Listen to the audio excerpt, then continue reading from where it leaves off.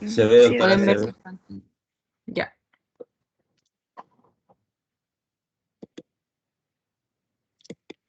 Bien. Vamos a ver un poquito en este video qué es en general lo que vamos a ver en esta asignatura ya en la parte también teórica.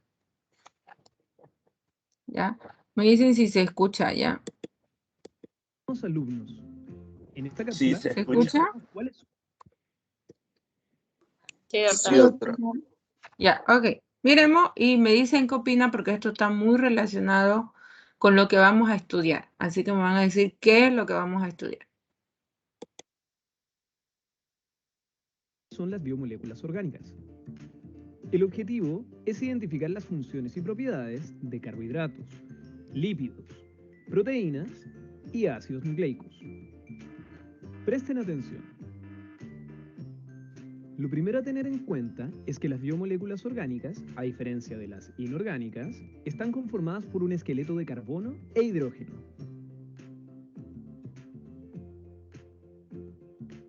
La primera biomolécula que veremos son los carbohidratos, los que se componen principalmente de carbono, hidrógeno y oxígeno.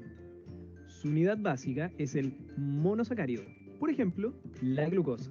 La función biológica de esta biomolécula es la reserva de energía a corto plazo.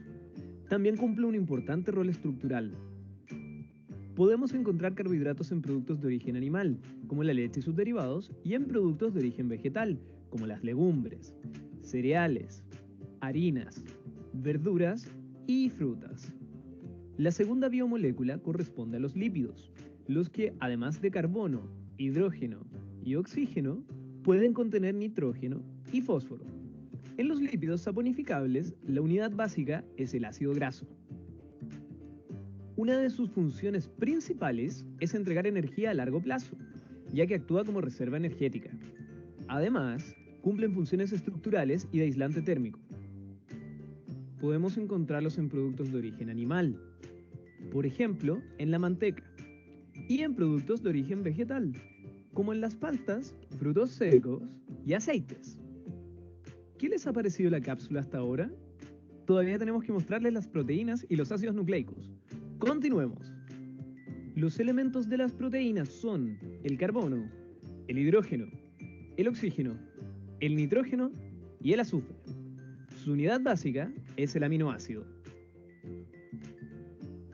Las proteínas cumplen diversas funciones: estructural, enzimática, hormonal, de defensa, de transporte, contráctil y energética. Las podemos encontrar en carnes rojas y blancas, lácteos, huevos, legumbres y frutos secos.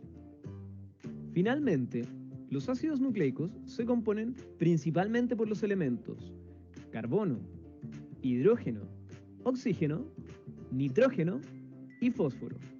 Su unidad básica son los nucleótidos.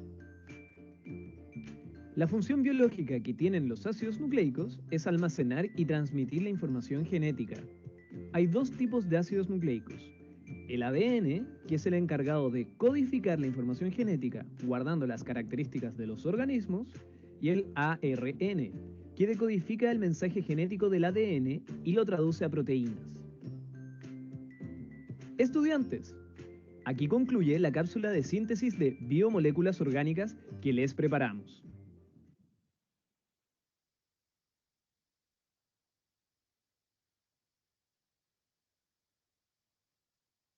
Bien, ¿qué opinan?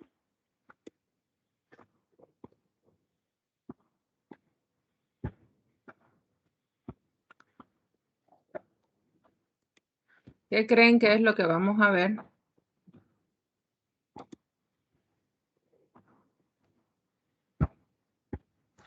De la biomolécula. Dice biomolécula, Eliezer. ¿Qué más? ¿Cuáles eran esas biomoléculas que nombraban ahí? Las biomoléculas eran las proteínas, carbohidratos, lípidos, ácido nucleico. Ya.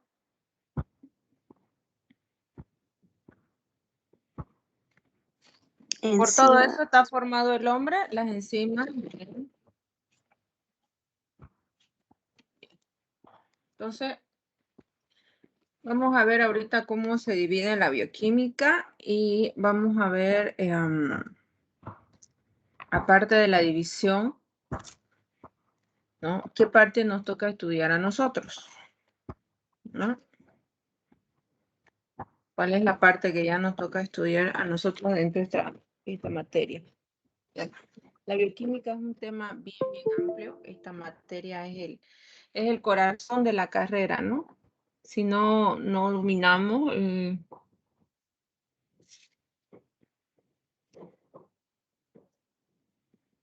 es grave, ¿no?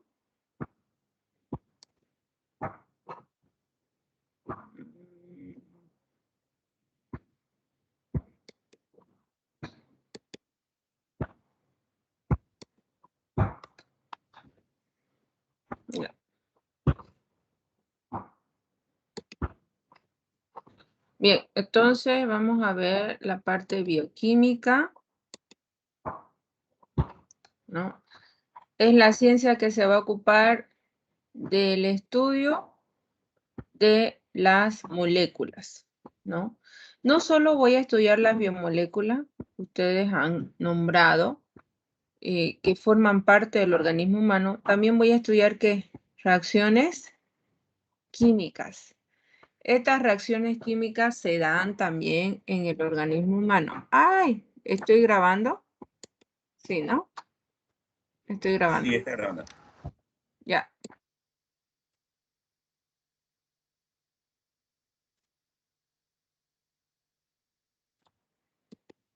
Bien.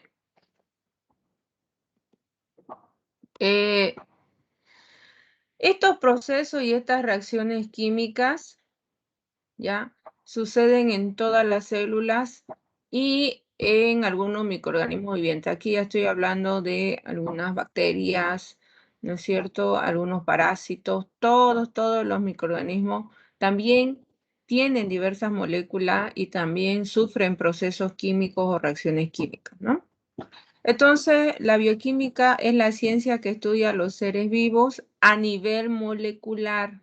Aquí ya vamos a ver a nivel de molécula, ¿no es cierto? Vamos a ver cómo está conformado el organismo, ¿no? Y vamos a aprender mediante algunas técnicas en el laboratorio, ¿no? De tipo químicos, físicos y biológicos. ¿Ya? Justamente todo para que ayude al ser humano. Bien, y aquí tenemos dos tipos de bioquímica, ¿no? Tenemos la bioquímica descriptiva, que va a estudiar cada una de las biomoléculas que forma parte de los seres vivos. Entonces aquí vamos a identificar, ¿no? Ya en la parte práctica vamos a hablar igual aquí de algunas técnicas de separación, purificación, ¿no? Y vamos a determinar las estructuras y propiedades de cada biomolécula. Tenemos que dominar bien cómo hacer la estructura y determinar su propiedad. Este va a ser el estudio, ¿no? De esta materia de bioquímica general. Por eso se llama general. Va a abarcar a todo y es descriptiva. En cambio, la bioquímica dinámica, que la van a ver en bioquímica aplicada, ya se va a ocupar netamente de las reacciones químicas que existen en los sistemas biológicos. Aquí ya vamos a estudiar metabolismo, que son una serie de reacciones químicas. Aquí vamos a hablar del catabolismo y también vamos a hablar del anabolismo. Y vamos a ver cómo estos dos combinados me van a dar el metabolismo, ¿no? Esta parte ya la vamos a ver en bioquímica aplicada. Entonces, todo esto, ¿por qué se estudia? Para que usted comprenda todos los procesos químicos que están relacionados con las células vivas. ¿Cuál es la importancia de la bioquímica? ¿Cuál es su relación con otras ciencias? Ya, eso se los quiero mostrar aquí.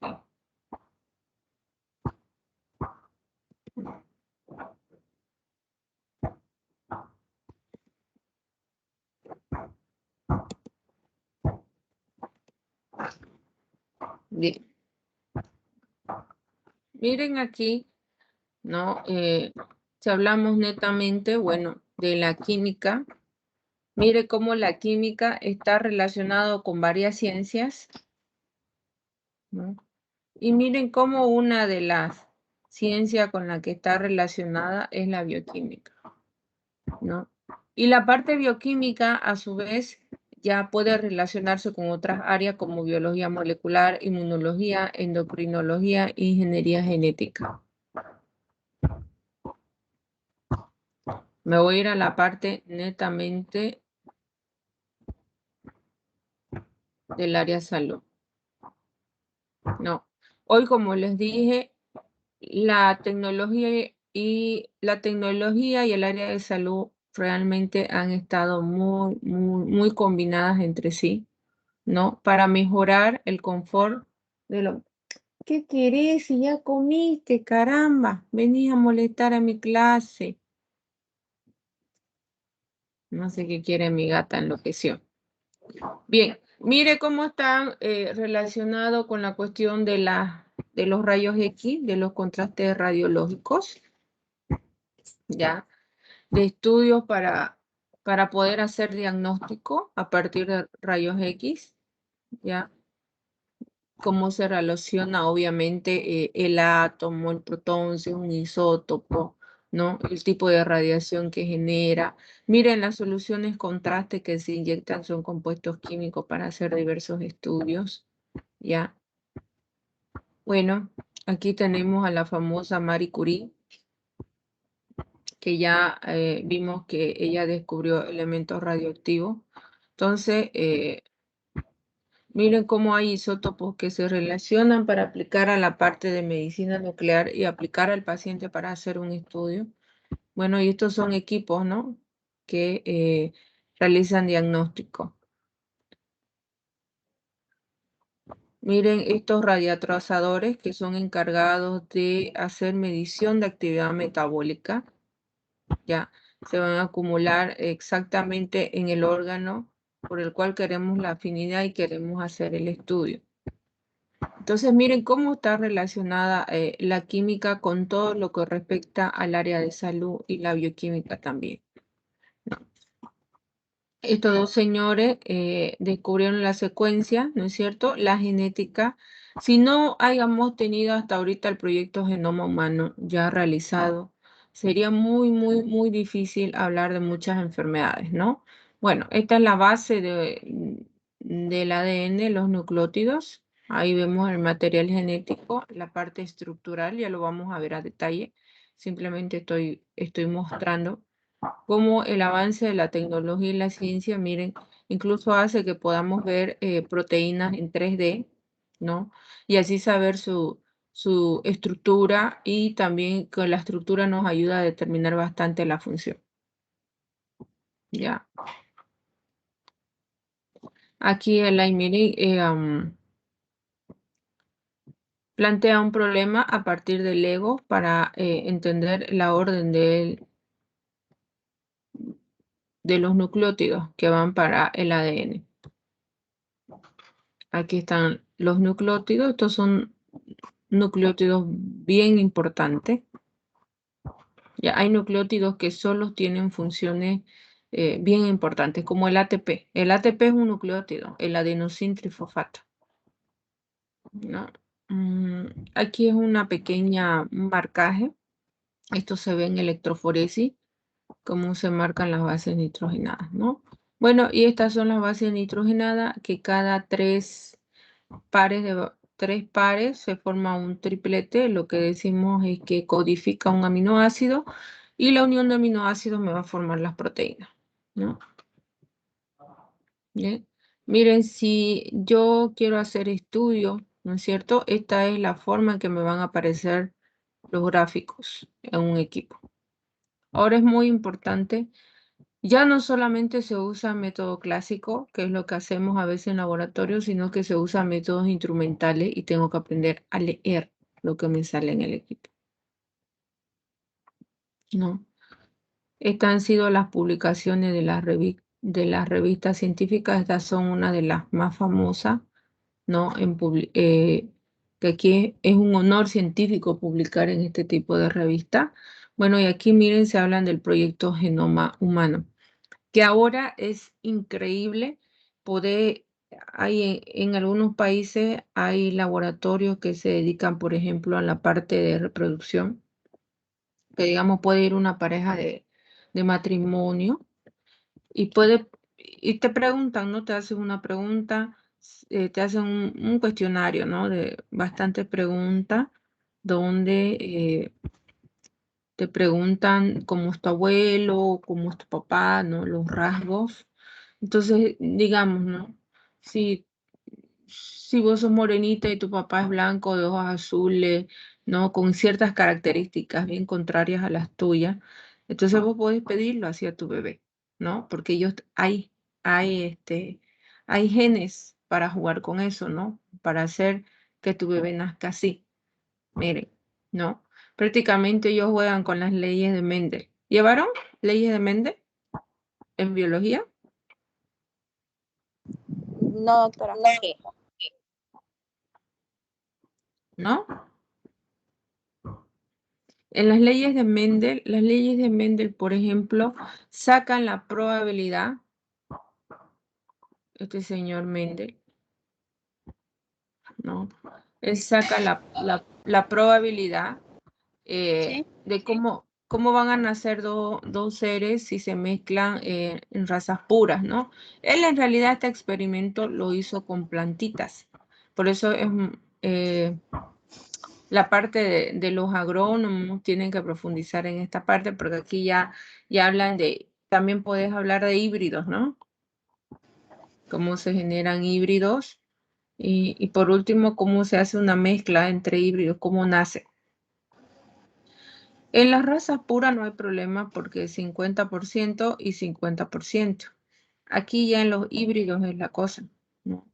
Que puedes tener un 75% de algunas características y otro 25% de probabilidad, ¿no?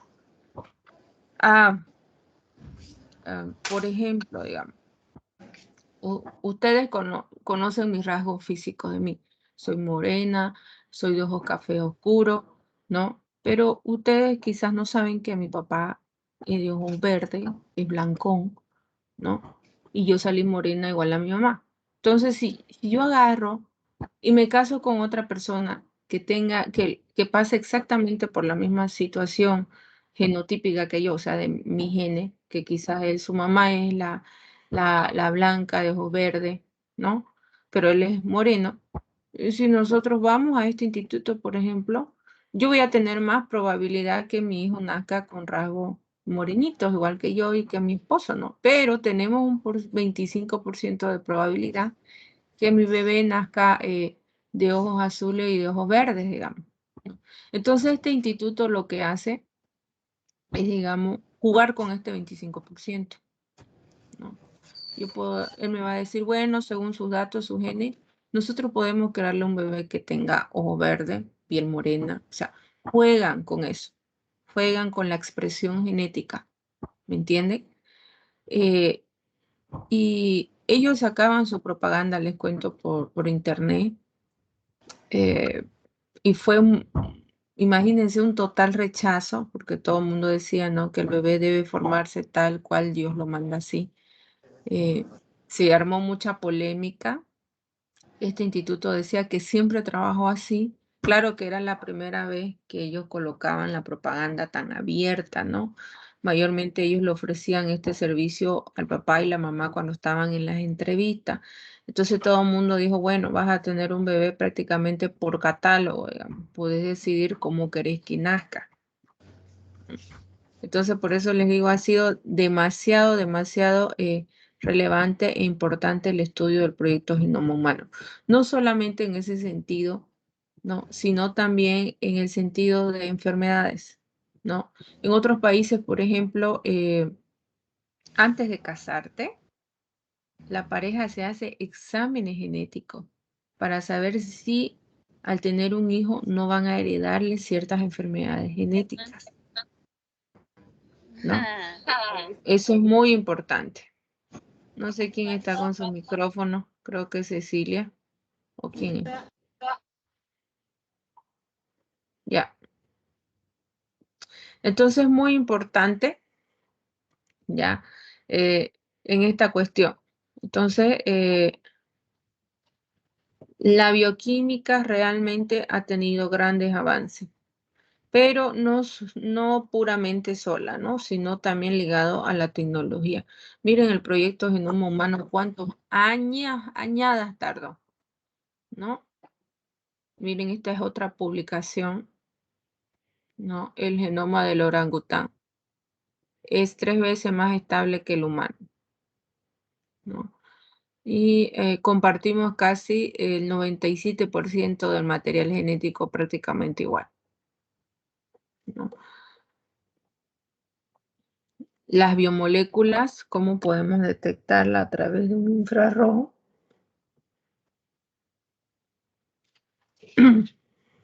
Solo por detección de molécula. Bueno, esto ya cómo se relaciona con la parte de la astronomía. Esto lo explico en otra carrera. Pero para que vean, la bioquímica realmente está relacionada con varios avances, ¿no? Ya sea en la parte genética, fisiológica, está muy relacionada. Si les cuesta demasiado fisiología, tienen que volver a leer, porque está muy relacionada con la fisiología, la función corporal, ¿no?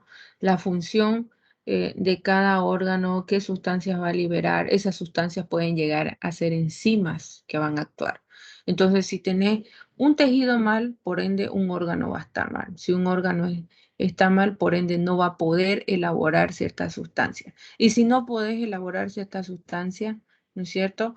Estas sustancias no van a poder metabolizar cierto componente. Y si no metabolizas cierto componente, no, es morirte. Entonces, por eso es muy importante la función fisiológica. En inmunología, todo está relacionado con el sistema de defensa, ¿ya? Acuérdense que nuestro organismo tiene células especializadas, están preparadas para defendernos. Hay unas células, van a llevarlo un inmuno, que se llaman las células NK, las Natural Killer, ¿ya? Estas células actúan de forma, ¿cómo podría decirle? Ellas dan su vida por ustedes. Así que si algún día no se sienten amados, acuérdense que su sistema inmunológico los ama, da la vida por ustedes. Estas células actúan como terroristas, van y se ponen al lado prácticamente del patógeno y explotan. O sea, se llama, hacen una apoptosis celular, hacen una muerte celular programada como una bomba, ¿no? Y destruyen todo. Lo destruyen al patógeno, destruyen a las células buenas también, ¿no? Entonces, son células muy especializadas y tienen un orden. El sistema inmunológico es muy estratégico. Acuérdense que como es un sistema de defensa, tienen que ser como militares, ¿no?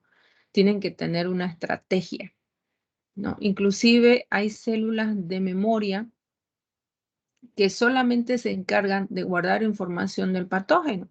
Entonces, cuando usted se vuelve a enfermar por una segunda vez de alguna enfermedad, estas células de memoria ya saben la estrategia de ataque, ¿no? Por eso el cuerpo empieza a defenderte más rápido, porque ellas ya saben cómo terminarla, cómo destruirla, cómo destruir a ese patógeno, porque ellos ya tienen como un álbum ahí, toda la foto de todos los patógenos que han entrado en el organismo. Metabolismo de droga, farmacología. ¿Ya? Desde el momento que yo me tomo una amoxicilina, una citromicina, ¿ya? ¿Qué pasa en el organismo? ¿Qué enzimas tienen contacto? ¿Cómo actúa a nivel del patógeno? ¿Ya? Se relaciona bastante con eso, ¿no? O qué reacción enzimática en el patógeno bloquea, ¿no? O qué reacción enzimática, unión patógeno con el organismo bloquea. En la parte toxicológica, venenos, que alteran reacciones químicas. Me acuerdo que hace tiempo tuvimos una tesis muy bonita de picaduras de serpiente. Me acuerdo que muchacha lo hizo, de la crotalos de la cascabel, y cómo ella hizo sus investigaciones respecto al veneno, ¿no? De la serpiente. Y a qué nivel bioquímico, ¿no es cierto?, afecta ese veneno.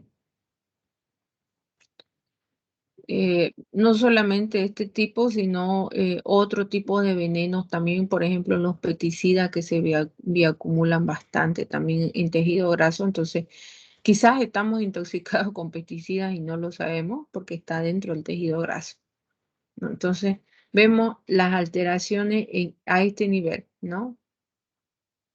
Luego tenemos patología. Hay patología netamente estudia inflamación, cáncer, lesión celular, estudia las diferentes morfologías de la célula cuando hay algún proceso patológico, ¿no? Para poder estudiar patología, tenés que dominar cómo es la función normal de una célula, para saber ya a qué nivel hay lesión y qué tipo de lesiones pueden haber. Bueno, para los zoólogos y botánicos también planteamientos bioquímicos para los animales, para las plantas, cómo realiza una fotosíntesis, ¿no? Bien, ahí tenemos algunas enfermedades, ¿no? Todas las enfermedades excepto las traumáticas. O sea, las traumáticas se refiere a las que no tengas por accidente, ¿no? Un ratito, no sé por qué se... Ah, ya. Perdón. Ya, todas las enfermedades excepto las traumáticas tienen un componente molecular. O sea, el torcerte un pie, por ejemplo, no tiene un efecto molecular, ¿no? El hacerte una fractura, eso es algo traumático, fue por un accidente. ¿Ya? Y vamos a ver qué métodos de diagnóstico y nuevas terapias han sentado las bases para ya, miren, hablar de patología molecular, ya. Tener alguna alteración a nivel de una biomolécula en el organismo, ¿no? ¿Qué enfermedades moleculares? Por ejemplo, están las de origen hereditario. Está la hemofilia, ¿no? ¿Han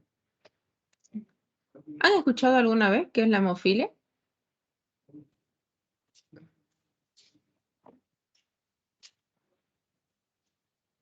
¿No? ¿Hola? ¿Ni por si acaso? ¿Sí o no? ¿Han escuchado o no? Solo digan no o digan sí, ¿no? Nel, doctora, no. No. Nunca. No, doctora. La hemofilia es una enfermedad ligada, ¿no?, al sexo. Ya, esta enfermedad es más propia de la gente de la realeza de Inglaterra, por ejemplo, ¿no? ¿Por qué? Porque allá, como querían guardar, como dicen, su raza, entonces se casaban entre familiares prácticamente. Obviamente que no entre hermanos, ¿no? Sino hasta a veces eran primos lejanos, pero sí o sí había como una línea de consanguinidad. Entonces son enfermedades, por ejemplo, que están ligadas algunas al sexo, ¿no? La mujer XX, recesiva, y el hombre XY, ¿no? Mayormente cuando son ligadas al sexo, esos genes vienen ligados al cromosoma X. Entonces, cuando te da alguna enfermedad hereditaria, mayormente que viene de la madre, ¿no? Entonces, lo bueno es que si digamos, si tenés este gen, y no lo sabes obviamente, y tenés hijos, ¿ya? Si tu hijo nace niña, si el bebé es una niña, tiene la probabilidad, ¿no?, de ser portadora. Quiere decir que esa niña va a nacer sana, pero va a portar el gen de la hemofilia. ¿no? En cambio, el hombre o nace enfermo o nace sano. No hay ese estado de portador, ¿no? En los genes, estoy hablando de enfermedades genéticas. Bueno, ¿en qué consiste esta enfermedad? Que se altera una parte del grupo de los factores de coagulación. Entonces, estas personas que tienen hemofilia no tienen la capacidad de coagular en el tiempo que tenemos nosotros, digamos, ¿no? Entonces, hay que manejar con mucho cuidado cuando este tipo de personas se enferma o tiene que entrar a una cirugía. Por eso se cuidan de los golpes, de accidentes, porque pueden morir prácticamente, ¿no? De una hemorragia interna, porque no hay que le pare, ¿no es cierto? O sea, no hay que pare el sangrado, ¿no? No hay coagulación. Anemias hemolíticas, también algunas son de origen hereditario. Por ejemplo, en las anemias hemolíticas, los glóbulos rojos se forman así, como un banano, como un gualele. Se llaman drepanocitos, ¿ya? Entonces, por alguna razón también genética, ya se producen estos glóbulos rojos de esta forma y obviamente no cumple sus funciones, ¿no? Como tiene que ser. Entonces, esto provoca, ¿no?, que no se lleve oxígeno a todo el organismo, ¿no? Y que genere anemia hemolítica, que quiere decir que la célula prácticamente está como rota. Luego están las grandes enfermedades somáticas. ¿Qué significa el término somático?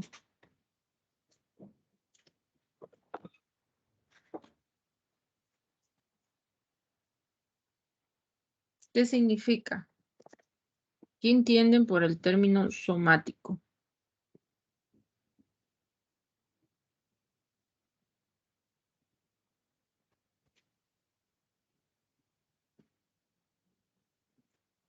¿Nada?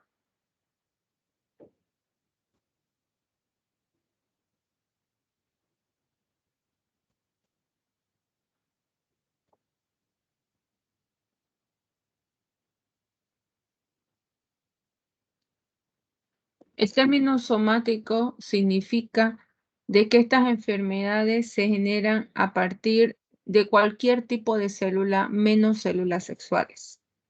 Ya, ustedes no van a escuchar, por ejemplo, que una diabetes se generó a partir de los genes de la parte de los cromosomas sexuales. No. Pueden generarse de cualquier célula menos las sexuales. Por eso dice enfermedades somáticas o células somáticas. Significa que está hablando de cualquier tipo de célula menos las sexuales, ¿no? El cáncer también, diabetes, cáncer. Ustedes saben que la diabetes también puede ser hereditaria, pero no está ligada a un origen a nivel de cromosomas sexuales, ¿ya? Y el cáncer, bueno, aquí en Santa Cruz tenemos bastante paciente diabético, es el boom. Ustedes la diabetes la tienen que dominar como el Padre Nuestro porque es el boom acá en Santa Cruz, ¿no es cierto?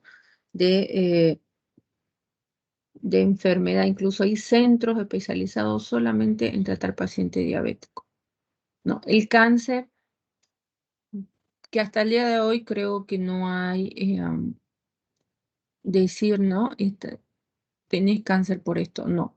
Es una enfermedad, lamentablemente, que hasta el día de hoy la cura no existe.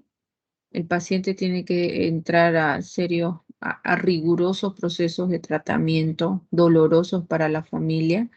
Estas enfermedades no solamente te afectan a nivel físico, sino también a nivel emocional, ¿ya? Y bueno, el tratamiento es muy agresivo, ¿ya? Donde no solamente sale lastimado el órgano o el tejido que está pasando por este proceso de cáncer, ¿no? O de una aplasia, ¿ya? Pero, ¿qué es lo que pasa? Aquí, por ejemplo, en el cáncer son células, ¿no?, que no llegan a tener un control en la división celular. Nosotros, por ejemplo, cuando ustedes hacen una herida, pasa el tiempo, ¿no?, y aparece la cicatriz. Las células saben que fue lastimada, que fue dañada, ¿no es cierto? El tejido sabe, entonces se programa para empezar el proceso de recuperación y empieza la multiplicación celular, división celular, ¿no? Pero en algún momento, esa célula, por alguna razón, ¿no? Se altera su reloj biológico, se altera la parte de división celular, ¿no? Entonces empieza a dividirse en cantidades y lo peor, que a la hora de dividirse se divide mal. La copia está mal hecha. Es como cuando ustedes tienen una tarea, se prestan del mejor y ya están sobre hora y quieren copiarla. ¿Sale bien la copia? No sale bien. Nunca sale bien. Lo mismo. Entonces estas células empiezan a ser defectuosas y ahí se generan ya los tumores, ¿no?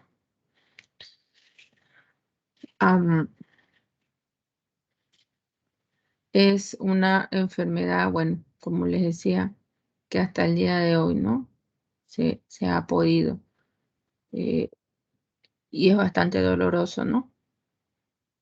Tener personas con esta patología y han visto los tratamientos son bien caros también. Luego tenemos enfermedades de vía exógena, quiere decir que lo adquiriste de afuera, como infecciones bacterianas, virales, ya, que alteran alguna función de tipo molecular en el organismo, ¿no? Déficit de vitaminas, ¿no? Hay ciertas vitaminas, por ejemplo, que forman parte, ¿no es cierto?, de las estructuras de algunos nucleótidos, de algunas flavoproteínas, por ejemplo, para la parte de cadena respiratoria, ATP es muy importante, ¿ya? El consumo de las vitaminas. En la parte de infecciones, algunas bacterias ya provocan lesiones a nivel también de tipo molecular. Ya, la tuberculosis, por ejemplo, tenemos la neumonía, estamos viendo lo que pasa con el COVID, ¿no? Cómo afecta a nivel molecular mucho y lo más peor, ¿no? Las secuelas que te puede dejar. Enfermedades neurológicas. Nosotros tenemos la esquizofrenia, enfermedades neurodegenerativas, Parkinson, Alzheimer, ya. Esto sí que es terrible también. Nosotros en nuestras células en el cerebro, ¿cómo se llaman? Las células, si es una enfermedad neurológica, ¿cómo se llama la célula?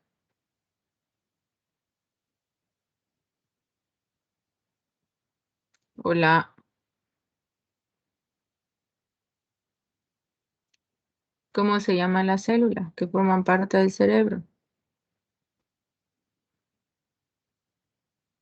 ¿No sabe? ¿Neurona? Ya, las neuronas. ¿Y cómo se comunican entre ellas? ¿Qué hacen ellas?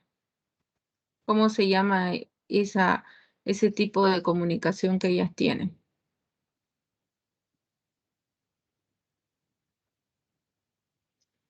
¿Cómo se comunican las neuronas?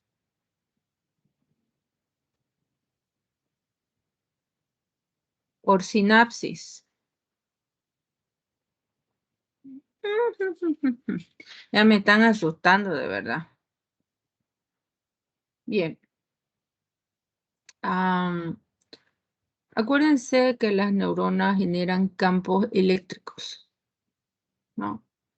¿Y qué pasa si usted agarra y toca con la mano ahí un soquete o una lámpara? ¿Qué pasa?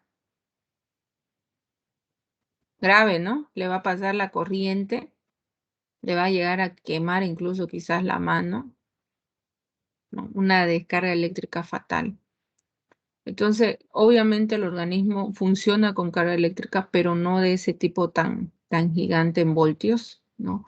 Y las neuronas entre sí se comunican por sinapsis y esas son cargas eléctricas, descargas eléctricas. Ellas tienen en su estructura alrededor una banda de mielina, esfingomielina, ya, que es una banda de lípidos que rodea la neurona. Por eso no es decir, no quiero ser gorda, no voy a comer nunca un lípido. No, hay lípidos que son muy buenos y que es necesario para el organismo. ¿No? Entonces, esta banda de mielina, cuando empieza a deshacerse, que por razones igual no se sabe, ¿no? Empieza a deshacerse, por lo tanto no actúa como un aislante para la neurona. Entonces, cuando se hace la sinapsis, ¿no? Puede provocar varios tipos de enfermedades neurodegenerativas.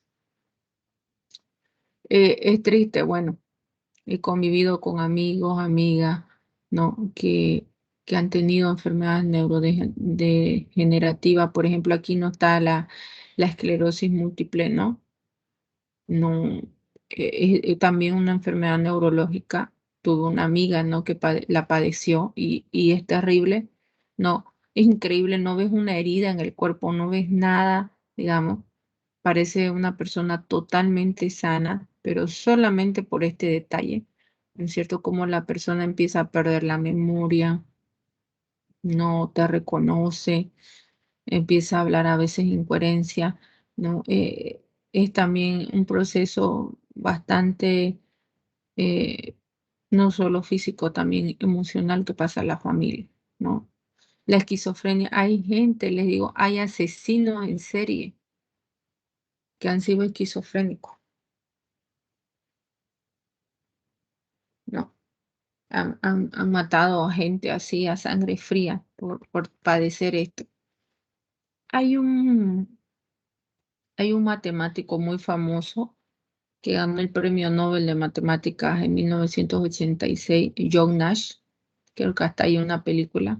Él sufría de esquizofrenia, por ejemplo. Eso hacía también de que él sea tan brillante en matemáticas, ¿no? Él propuso una teoría matemática. Su cerebro solito se hacía así películas, ¿no? De la parte matemática. Y él sus teorías la planteaba a partir de su entorno. Él a veces estaba así con sus amigos y ya empezaba. Sus amigos eran los números en su mente y ya empezaba a plantearse sus teorías. Algo de él muy interesante es que él, en las universidades, por ejemplo, en otros países, llegas a vivir en la universidad y compartir cuarto, ¿no? Entonces él llegó, conoció a su compañero de cuarto, estuvo años ahí, ¿no? Inclusive su compañero de cuarto después le presentó a su hijita, no, mira, tengo mi hija. Y ya después, cuando él se casa y se da cuenta que algo no está bien, lo que su esposa le hace notar, no, él se da cuenta que este compañero de cuarto nunca envejecía. Era su amigo imaginario a causa de la enfermedad. O sea, él llegó a la universidad y ahí, ¡pum!, resaltó la enfermedad, ¿no? Él nunca tuvo compañero de cuarto, pero él todo el tiempo hablaba, ¿no? Con ese joven. Y lo peor, ¿no? Que se fue agravando su enfermedad, que ya apareció otra persona imaginaria, que fue la niña, ¿no? Su hija, de su compañero de cuarto. Entonces, por eso él hasta el día de hoy, no creo que ya falleció, digamos, de una persona que él no ve regularmente, se le acerca, él siempre le pregunta a alguien, ¿no? ¿Vos lo ves? Digamos? Porque él padeció mucho de esto, ¿no? Él se creó varias películas, imágenes, personas en su entorno. Es terrible esta enfermedad. Diagnóstico. Podemos hacer, ver, ¿no? Si hay algún tipo de modificación en los fluidos biológicos, en orina, en sangre, ¿no? Si ya veo que el pH se modifica, ya sea en orina y sangre, ya es reflejo de que hay alguna patología, hay algo ahí, ¿no? Y no es como estamos acostumbrados quizás, ¿no? De un pH 6, se va a 8, no. Son pH que cambian así mínimamente. Por ejemplo, el pH de la orina 6, ya cambia, ya un número podría decirle, ¿no? 5, 5.50, ya hay que sospechar de algo. La sangre que su pH es 7.34, ya hablando de un 7.38, ya estamos hablando, ¿no? De una patología, ¿ya? Para determinar esto, por ejemplo, en orina se lo hace a partir de unas tiras reactivas y en sangre se toma sangre arterial, de la arteria. Ustedes toman de vena, ¿ya? Es un proceso muy doloroso de sangre arterial, ¿no? Ustedes, por ejemplo, para sacar sangre venosa, la ponen la aguja a entre 30 y 35 grados. En sangre arterial se pone la aguja a 90 grados porque la arteria es bastante gruesa, ¿no? Y la presión es bastante. Entonces, es diferente, ¿no? Mayormente se le hace este tipo de análisis a personas que están en terapia intensiva. A ellas son las que se les saca sangre arterial, ¿no? Para hacer determinación de gases en sangre, se llama, ¿no? Y ahí determina el pH. Detección de bacterias, virus, ¿no? Ahora se ha puesto muy de moda. Les cuento que para, por ejemplo, el COVID, antes no hacíamos pruebas de PCR, solo 2 laboratorios en Santa Cruz tenían los equipos. Ahora, obviamente, se tuvieron que equipar los laboratorios. Y lo triste, le cuento, chicos, ha sido también de entrenar al bioquímico, ¿no? Porque como no es un equipo que se usaba normalmente, entonces, pero sí estaba planteada, digamos, la parte teórica, ¿no? Les cuento que han renegado algunos porque no se ha capacitado y a algunos les ha costado aprender, ¿no? La técnica del PCR, ¿no? RT-PCR, ¿no? Acción en cadena de la polimerasa en tiempo real, ¿no? Entonces ha sido bastante difícil. Ensayos enzimáticos lo hacemos, van a hacer ustedes algunos ensayos a nivel enzimático, ya les voy a explicar, ¿no? Para determinar algunos metabolitos, ¿no? Del organismo. Pero ya en bacterias y virus, ya, por ejemplo, a nivel molecular, usted tiene 2 tipos de análisis, ¿no? En el caso del COVID, ¿no? Usted puede detectar si está el virus netamente ahí, material genético del virus, ¿no? O puede detectar anticuerpos que su organismo ya generó, ¿no? Por tener contacto con el virus, ¿ya?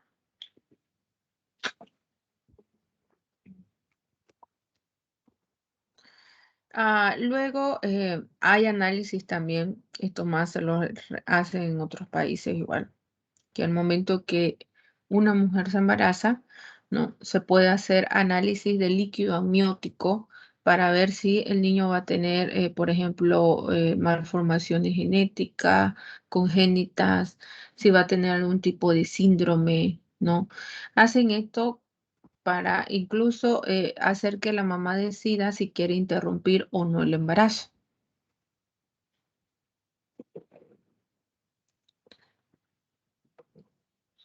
Luego hay también otro tipo de diagnóstico, detección de marcadores de células tumorales, FAN, ANA. Son pruebas ya donde se aplica bastante inmunofluorescencia. Son pruebas no de rutina, les cuento, en laboratorio. Lo hace Cenetrop, he visto que lo hace. Bien. ¿Qué métodos se usan para estudiar bioquímica? In vitro quiere decir que podemos estudiar directamente con las células, con los órganos y podemos desarrollarlos netamente in vivo, ¿no? Ya sea en un animal, ¿no? Por eso ahora se experimenta bastante, bastante, y ha sido también un reclamo, ¿ya? Nos están usando de su conejillo de India. Han escuchado, ¿no ven? No están usando, digamos, ya, porque quieren ver cómo es la reacción dentro de nuestro organismo, ¿no? De la vacuna. Por eso todo pasa por fase, ¿no? Esto es lo que dice todo el mundo, que ellos no están usando. Quiere decir que están haciendo el experimento dentro de un organismo. Mayormente los ensayos clínicos que se hacen, ya sea para una vacuna, para saber el proceso metabólico de un fármaco o su dosis, siempre se hace en un organismo vivo, ¿no? En animales, ¿no? Para estudiar el proceso toxicológico de algún fármaco, también animales, ¿no? Eh, a mí, por ejemplo, cuando yo estudiaba, me tocó estudiar el proceso toxicológico de un fármaco en un conejito. Yo tuve que tener al conejo no sé cuántos meses e intoxicarlo todos los días, ¿no? Entonces, es bien interesante, ¿no? Entonces, in vivo es en el organismo, dentro del organismo, in vitro es ya en la célula, ya a nivel celular. Y ya vimos, ¿no? Que podemos hacer fraccionamiento, por ejemplo, celular, ¿no?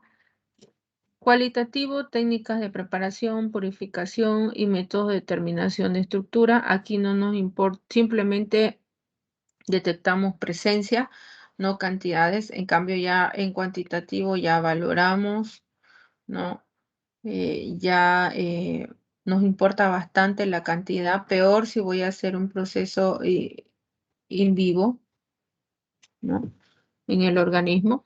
In vitro un fármaco, quizás si voy aumentando la dosis, ¿no? Cuánto de dosis es lo normal o cuánto es la dosis ya leve, la dosis letal, ¿no? Todos esos estudios puedo hacer.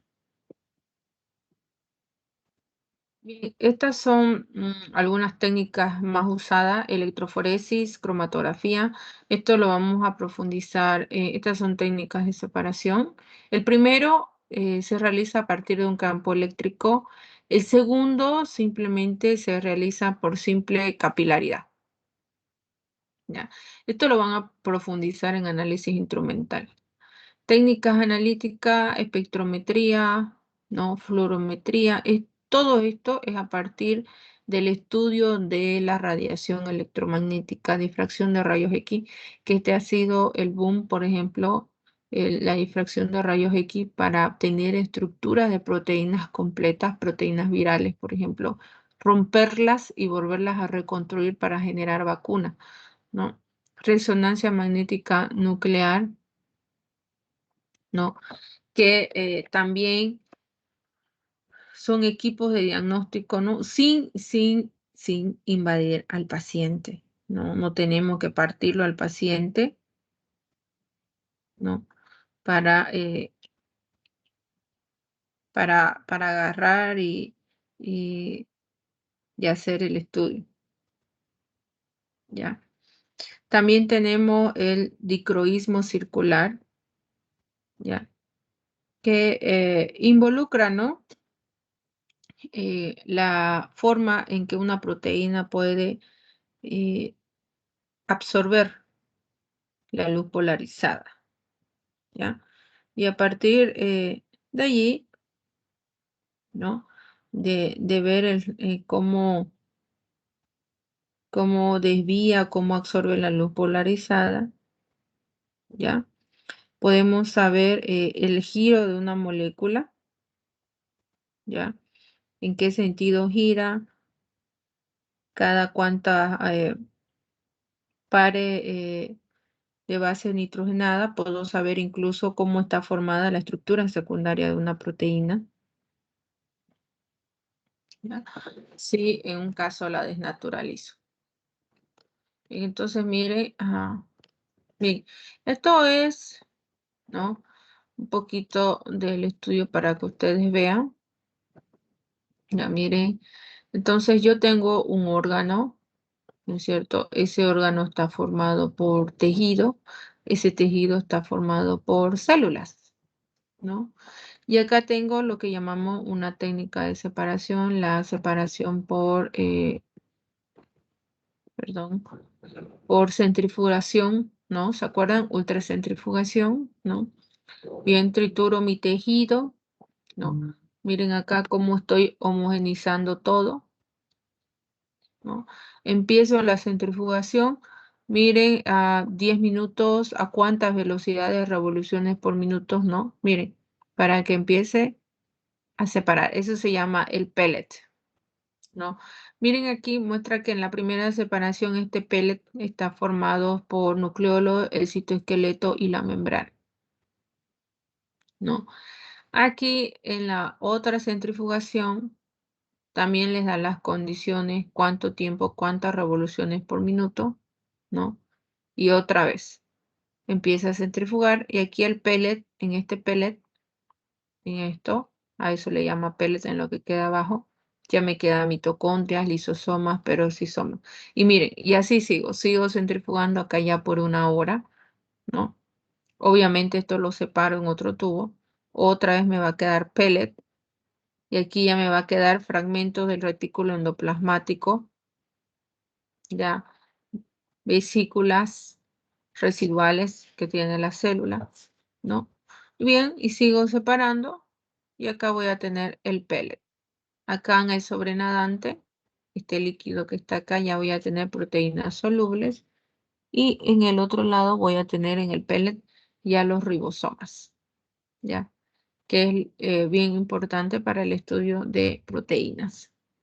No, esta es una centrifugación por diferencial. Miren cómo voy separando por diferencia, ¿no? De tiempo y cómo el pellet se va yendo abajo. En cambio, centrifugación, ¿se acuerdan que yo les hablé cuando usamos una sustancia y ahí mismo se separa? Miren, aquí está la muestra con la sucrosa. Esto es una centrifugación en gradiente. Centrifugo y miren cómo ya se separa. No, no es como aquí que tengo que recoger el pellet, ¿no? No, y separar, no. Aquí ya hay una separación. Netamente, por gradiente simplemente, por concentraciones. ¿Ya? Entonces aquí yo ya puedo ir separando la parte que quiero analizar, ¿no? Separo primero esta y después esta. Simplemente por gradiente. Esos son los tipos de fraccionamiento celular. Bueno, y recordarles entonces cómo está el orden jerárquico del ser humano, ¿no? De la materia. Primero empieza el átomo. La unión de los átomos me va a formar una molécula, una biomolécula, ¿no? Aquí les está mostrando el ADN, por ejemplo. ¿No? La unión de estas biomoléculas van a formar los orgánulos, ¿no? El ADN, por ejemplo, está en el núcleo de una célula, ¿no? Esa célula, por ejemplo, puede ser un hepatocito, ya me aparece la célula. La unión de muchas células me va a formar un tejido. En este caso, si mi célula es un hepatocito, mi tejido va a ser tejido hepático, ¿no? Va a ser una célula hepática. A partir de una célula hepática se me forma el tejido hepático. ¿Cuál es el órgano del tejido hepático? El hígado. El hígado es el órgano del tejido hepático, ¿no?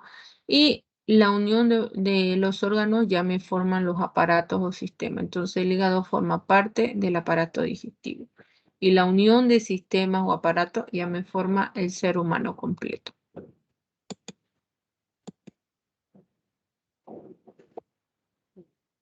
Hasta ahí hablamos en general de lo que corresponde a la parte bioquímica en general. Ya nos toca hablar de los bioelementos o elementos biogenéticos y las biomoléculas también.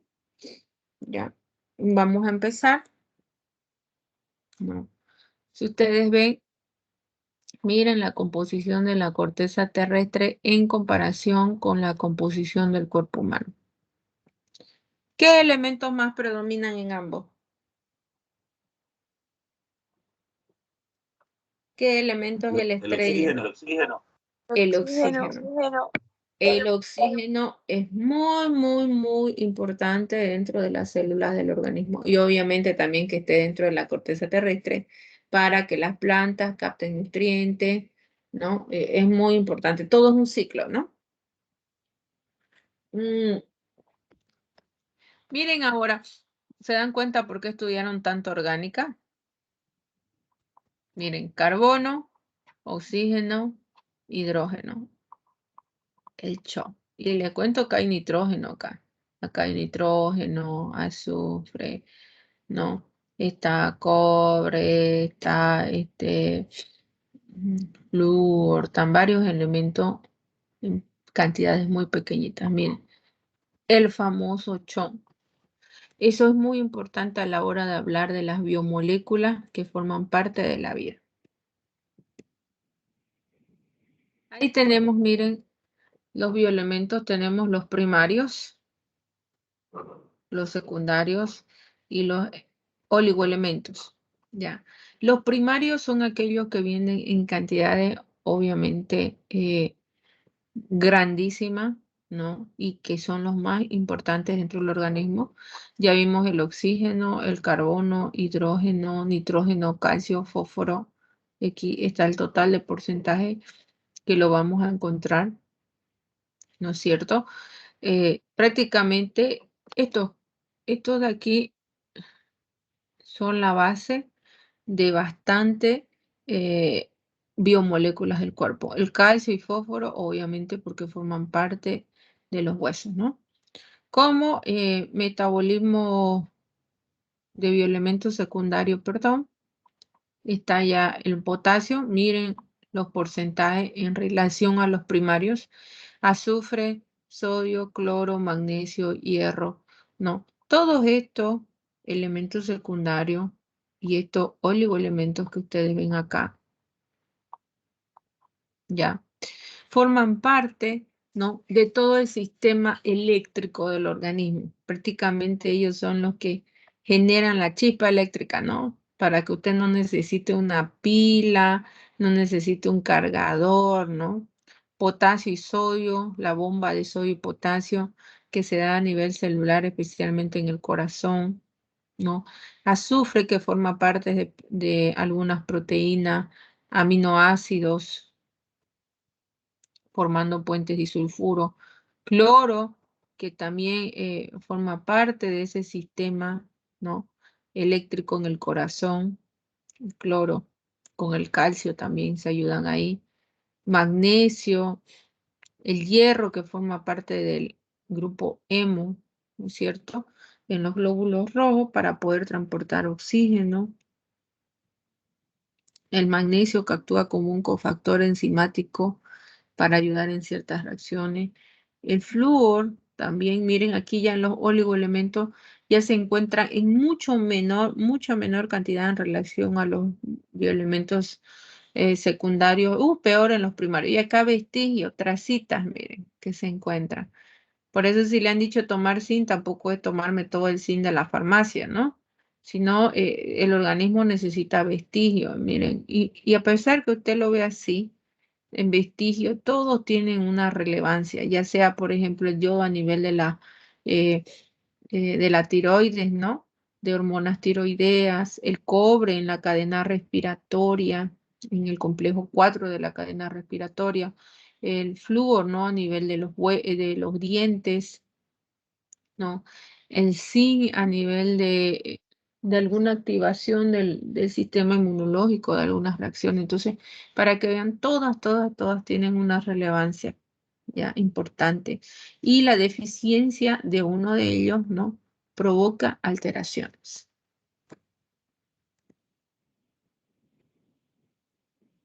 ¿No? Bueno, eso dijimos que solamente unos 30 elementos forman parte de los seres, son esenciales para los seres vivos, en lo que están presentes en la naturaleza. La mayoría tiene un número atómico bajo. Bueno, ya lo vimos lo más abundante y que son los principales, los primarios, los secundarios, y ya vimos los oligoelementos, ¿no? Bueno. Ya les dije, todos son importantes porque obviamente, por ejemplo, los oligoelementos van a ayudar en reacciones justamente para poder que algunas proteínas cumplan, ¿no? Ciertas funciones. Entonces, si ellos no están, no se forma el producto final. Tener en cuenta, ¿no? Entonces, si yo hablo de átomo, aquí oxígeno es un átomo, hidrógeno, nitrógeno, carbono, azufre y fósforo son átomos. ¿Ya? Pero si yo hablo de molécula, ya estoy hablando de la unión, ¿no? De átomos. Aquí este es oxígeno, por ejemplo, molecular. Son dos átomos de oxígeno que están unidos. Aquí agua. ¿Por qué átomos está formado? 2 átomos de hidrógeno y 1 de oxígeno. Acá el dióxido de carbono está formado por 2 átomos, por lo tanto es una molécula. El metano es un átomo, carbono, hidrógeno. La glucosa, ya, es también una molécula porque acá ya está formado por 3 átomos, ¿no es cierto? Entonces las moléculas ya van a formar parte de la célula, que es donde comienza la vida. ¿Ya? Bien, entonces nosotros tenemos 2 tipos de biomoléculas, las biomoléculas orgánicas y las inorgánicas. Dentro de las inorgánicas, la que nos interesa muchísimo es el agua. ¿Ya? Sin agua no hay vida.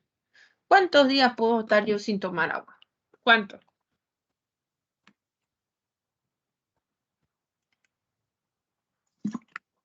Que han escuchado por ahí. O usted lo ha comprobado. ¿Cuántos días?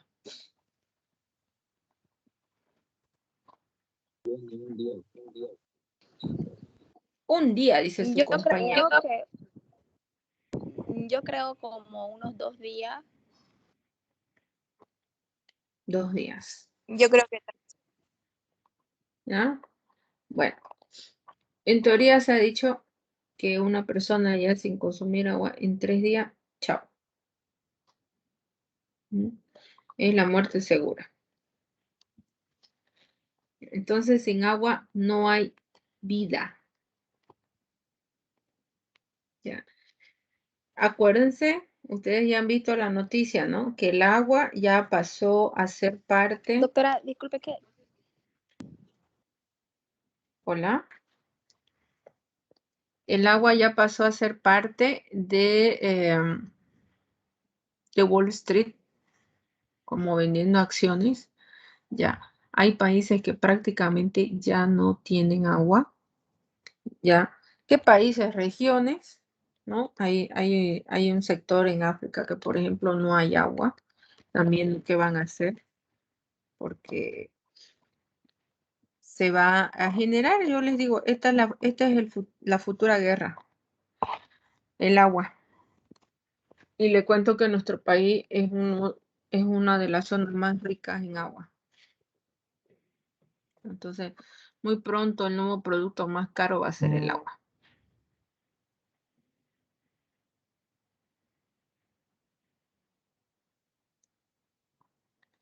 Bien. Luego, otra biomolécula inorgánica son los minerales, ¿no? Los sólidos minerales, que ahí tenemos la formación de los huesos, los dientes y, bueno, tejidos, estos tejidos que son duros, ¿no? Fosfato de calcio, que, bueno, insoluble, ¿no? Igual lo vamos a estudiar. Y los iones también son biomoléculas inorgánicas, que los tenemos disueltos en líquidos corporales, en todos los citoplasmas celulares o en líquido intercelular, entre célula y célula, todo el protoplasma, que también son esenciales, que ya explicamos un poquito por qué, ¿no? En cambio, las biomoléculas orgánicas tienen netamente un esqueleto carbonado. Carbono por donde usted mire, ¿no? Ramificado, lineal, ¿no? Circular, en forma cíclica, ¿no? Y bueno, estas cadenas carbonadas tienen los grupos funcionales. ¿Qué grupos funcionales conocemos? A ver, hemos llevado en química orgánica. ¿Qué grupos funcionales conocemos? Hicimos en nuestra práctica, ¿no? Análisis funcional orgánico. ¿Recuerdan? ¿Qué grupos funcionales conocemos?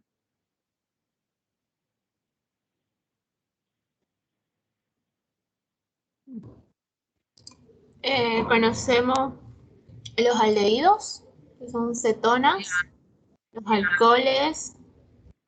Creo que igual llevamos éteres, si no me equivoco. Ya, Y cetonas, aromáticos. alcoholes, compuestos aromáticos. Vimos carboxílicos.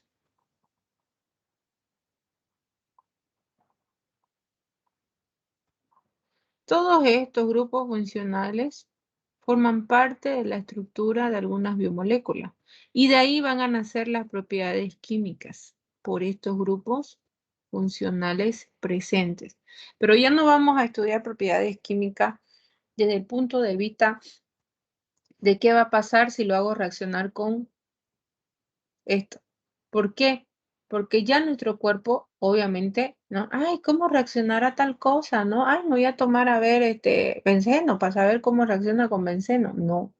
Ya nuestro cuerpo reacciona con enzimas, con sustancias que están en mi organismo. Y de ahí vamos a ver cómo se generan las propiedades químicas, qué pasa en el organismo.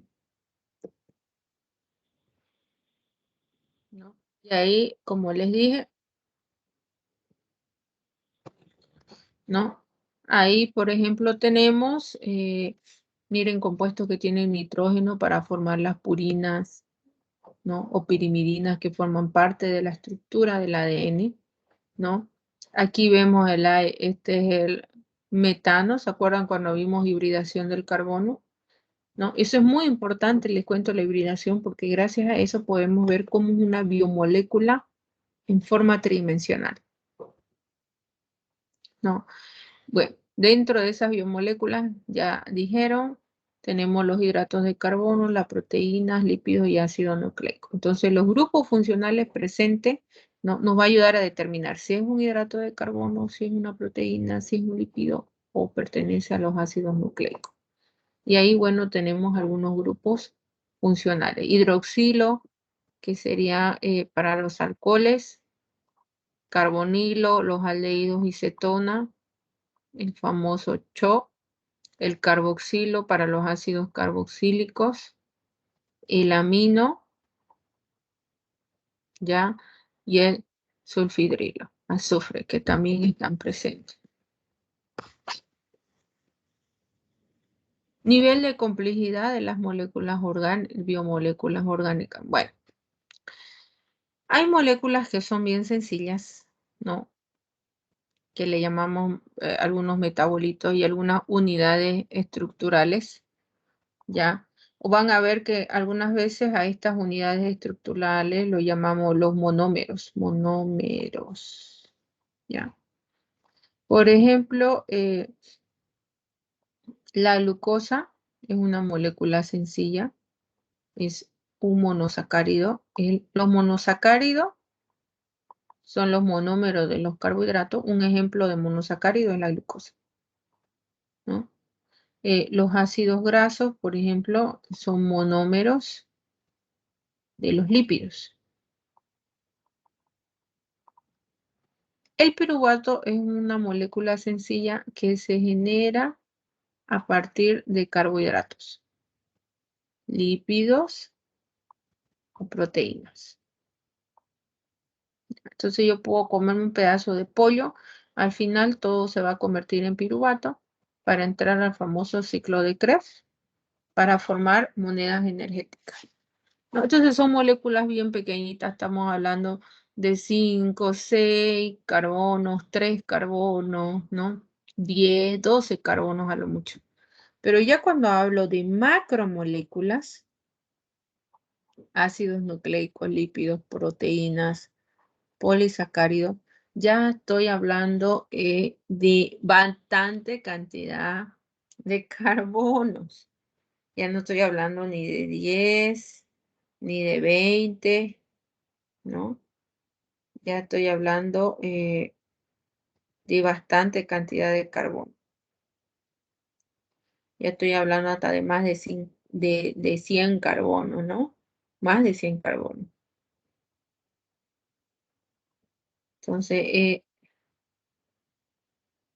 es grave, ¿ya?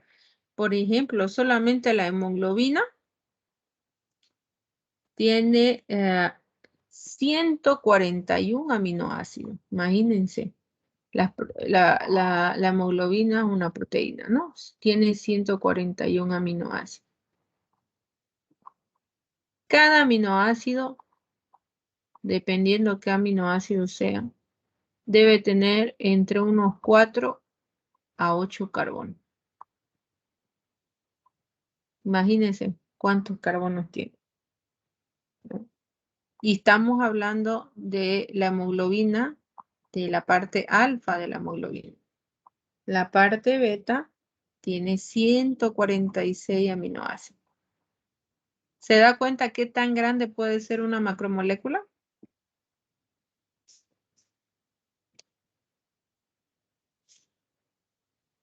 ¿Se da cuenta?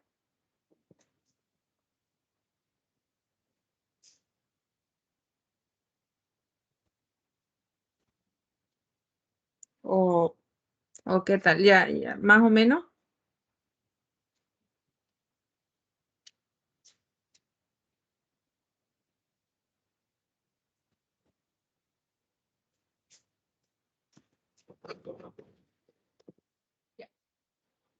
Entonces, las biomoléculas se encuentran netamente en sistemas biológicos donde va a cumplir funciones específicas, netamente. Entonces, si yo tengo el agua, va a cumplir una función específica. Si tengo cloro, una función específica. Si tengo sodio, una función específica. Si tengo glucosa, una función específica, ¿no? Estas moléculas sencillas, ¿no? Van a cumplir funciones específicas, ¿ya? Y las biomoléculas, obviamente, también. El agua, ¿no? Las proteínas, los lípidos, los fosfatos, gases, todos van a cumplir funciones específicas dentro del organismo, ¿ya?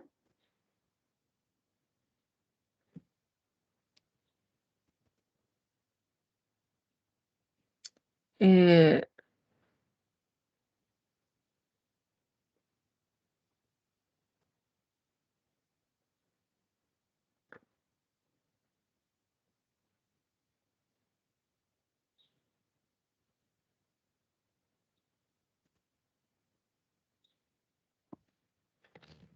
ya, bien.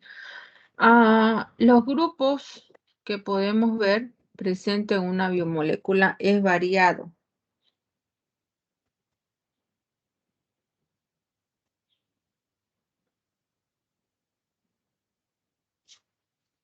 ¿Ya? Es variado.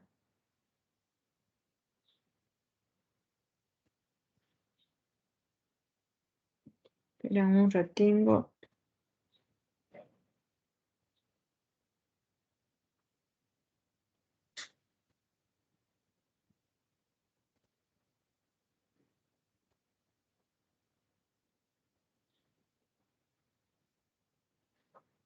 Ya.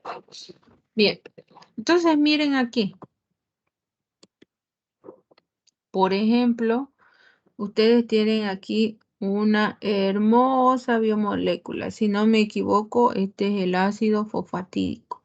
¿Ya? Miren cómo este pequeño componente, bueno, no pequeño, lo ven que es gigante, que forman parte,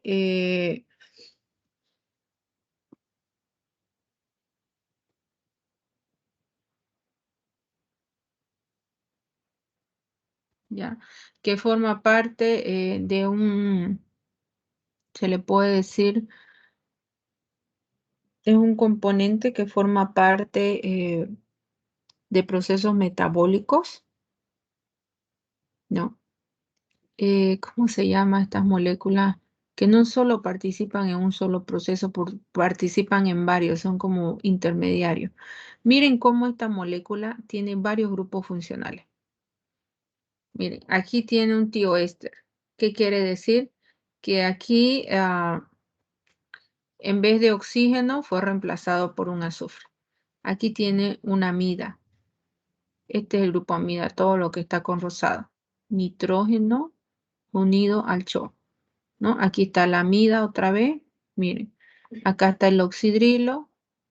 Acá tenemos cadenas carbonadas, metil, miren, metil, metil. Acá tenemos un fosfoanhidro, ya aquí está fósforo, ¿no es cierto? Que fue reemplazado igual por carbono, miren, con el oxidrilo y el oxígeno. Acá tenemos el imidazol, esto lo vimos en orgánica 2, ¿no? El grupo amino y acá el fosfato, fósforo. ¿Ya? Entonces miren cómo cada grupo está presente dentro de las biomoléculas, ¿no? Y estos grupos le van a dar que esta molécula tenga funciones, ¿no?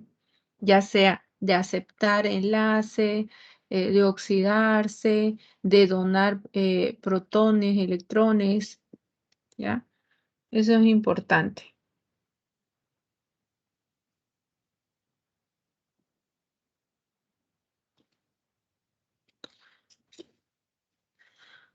Bien. Aquí ya dijimos los niveles de organización, entonces tenemos los átomos, bueno, toda la materia, las moléculas, las células que forman la unión de células tejidos, está la unión de tejidos forman órganos, ¿no? Los organismos también forman parte de una comunidad biológica, ¿no? Nosotros sí solamente nos estamos dedicando al organismo humano. Ahí está la célula con sus organelas, ¿ya? Como aquí, mire, están los cromosomas, en los cromosomas está el material genético, el ADN, y en el ADN están las biomoléculas, los nucleótidos, ¿ya? Aquí está la membrana plasmática, ¿no? Como dentro de la membrana hay proteínas y cómo las proteínas se forman gracias a los aminoácidos.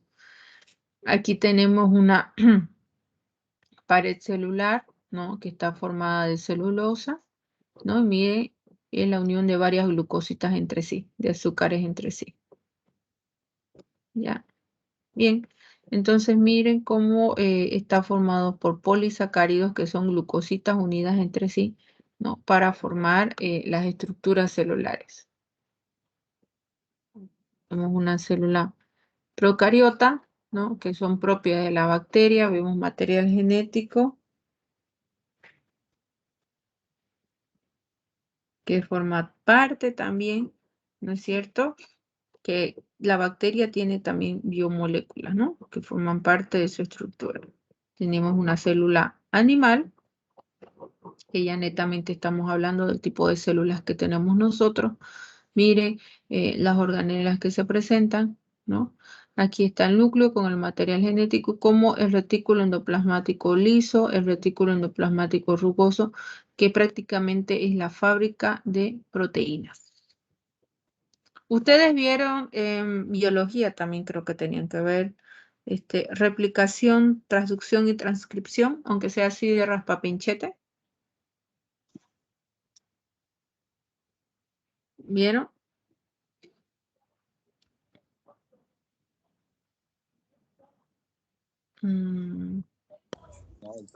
¿Cuál fue su pregunta, doctora? Si escucharon alguna vez, no sé si es biología o fisiología, replicación, transcripción y transducción del material genético. No, doctora, no me suena, la verdad. Bueno, vamos a ver si lo vamos a ver quizás aquí un poquito. Ya.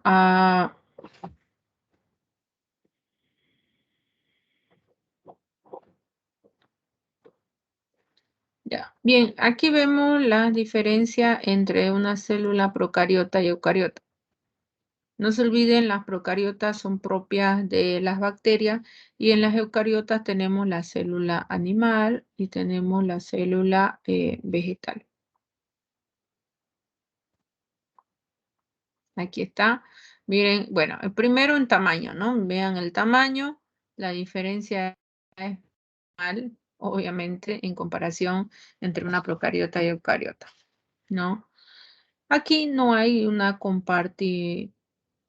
compartimentalización, o sea, si ustedes ven, no hay una membrana nuclear, no existe. En cambio aquí en las células eucariotas sí tenemos varios compartimentos, ¿no? Tenemos retículo endoplasmático, tenemos el núcleo que está totalmente aparte, entonces hay varios compartimentos.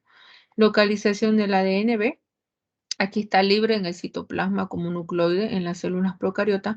En cambio, nosotros el material genético lo tenemos en una membrana nuclear y aparte de eso, el material genético está casado con proteínas, ¿no? Por eso puedo formar los cromosomas. Mecanismo de replicación, esto es una división simple tras replicación del ADN. ¿no?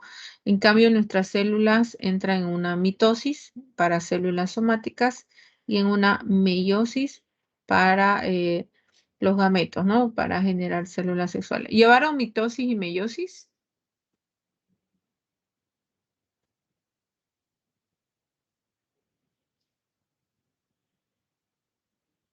Hola, Sí, sí, sí. En biología llevamos. sí, han llevado mitosis y meiosis, ¿no? Bien. Los sustratos que usa son simples, de uso de carbono y nitrógeno, en cambio nosotros usamos moléculas orgánicas, ¿ya? Entonces nuestras células tienen bastante trabajo. Si hablamos de mitosis en células somáticas, hablamos aquí, por ejemplo, no se olviden que la mitosis mantiene la cantidad de cromosomas, ¿no? Y la meiosis hace una reducción de cromosomas.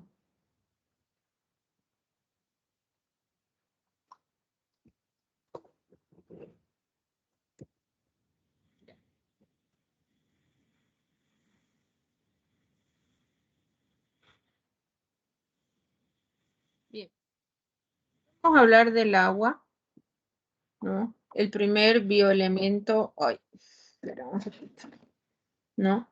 Inorgánico de muchísima importancia.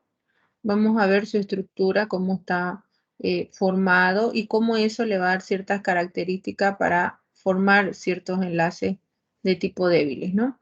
Sus características físico-químicas, ¿no? Cómo es su acción como disolvente, qué genera su elevada fuerza de cohesión, de adhesión, su gran calor específico. Esto ayuda mucho a hacer una termorregulación en el organismo para regular nuestra temperatura. Su elevado calor de vaporización, punto de fusión, ebullición, contraste dieléctrica. Vamos a ver sus funciones biológicas, ¿no? ¿Por qué se ioniza el agua? La disociación, su producto iónico, qué es el pH, que son los sistemas tampón. Les aconsejo que vayan repasando pH, ya. Más que todos los conceptos, porque lo vamos a usar bastante. Ósmosis y fenómenos osmóticos. Bueno, y por último vamos a ver las sales minerales.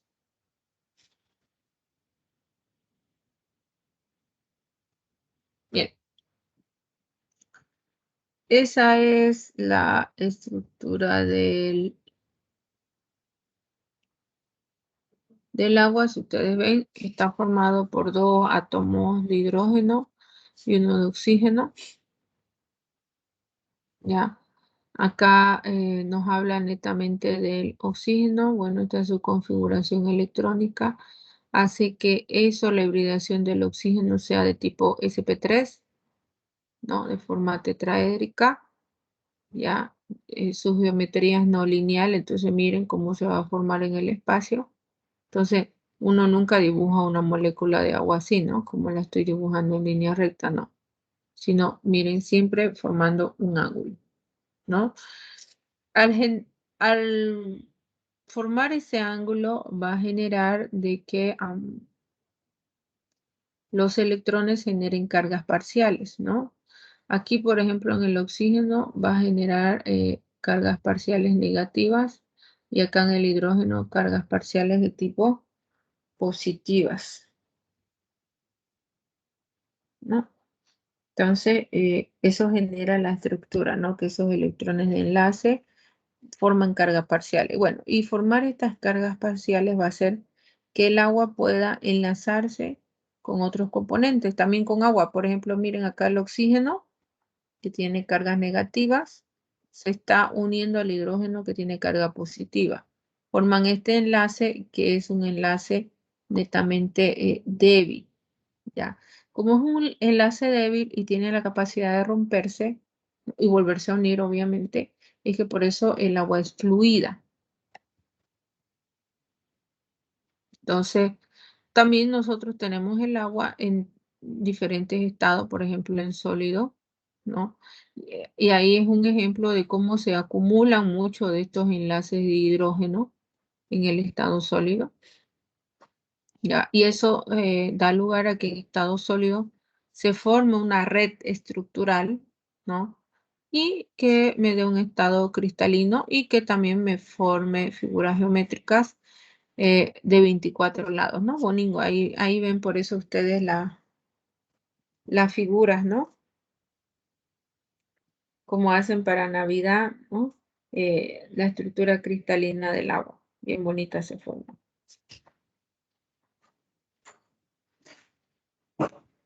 También, debido a la forma así abierta que tiene, eso hace que se expanda en el congelamiento, ¿ya?